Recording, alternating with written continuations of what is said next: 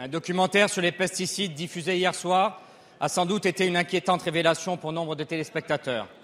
Pour nous, parlementaires, et plus encore pour nous, écologistes, cette enquête est sans surprise. Mais la stupéfaction qui étreint encore le grand public prouve que nous n'avons pas été assez pédagogues, peut-être pas assez agis.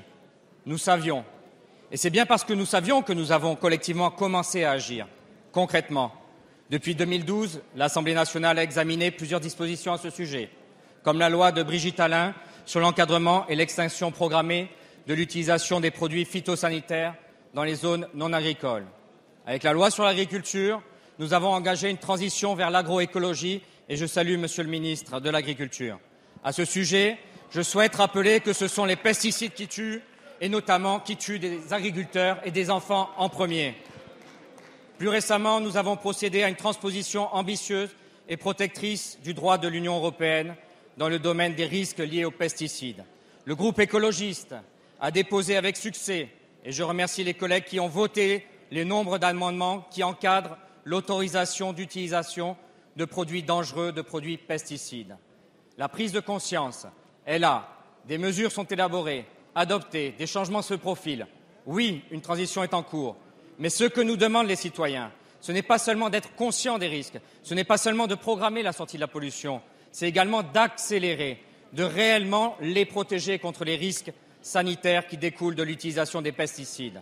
Madame la ministre, ma question est simple. Comment peut-on accélérer la sortie de l'utilisation intensive des pesticides et autres polluants? Je vous remercie. Merci. La parole est à Madame Ségolène Royal, ministre de l'Écologie, du Développement durable et de l'Énergie. Merci, Monsieur le Président, Monsieur le député, Mesdames et Messieurs les députés. Le gouvernement a pris ce problème à bras-le-corps, vous le savez. La représentation nationale aussi, puisque tant dans la loi de transition énergétique que dans la loi biodiversité, un certain nombre de décisions ont été prises. Je rappelle l'interdiction de l'épandage aérien des pesticides, l'interdiction de l'utilisation des pesticides en vente libre pour les jardiniers amateurs, l'interdiction des pesticides dans les espaces publics. Je salue d'ailleurs l'ensemble des milliers de communes qui, à travers le territoire français, se sont engagées dans l'action zéro pesticide terre saine. Et en découvrant justement qu'il y a bien des produits de substitution qui protègent la santé publique, qui sont utilisables. Ensuite, il y a tout le sujet des néonicotinoïdes. Il va falloir avancer sur cette question-là. J'ai reçu le rapport de l'ANSES, vous le savez, qui fait des recommandations.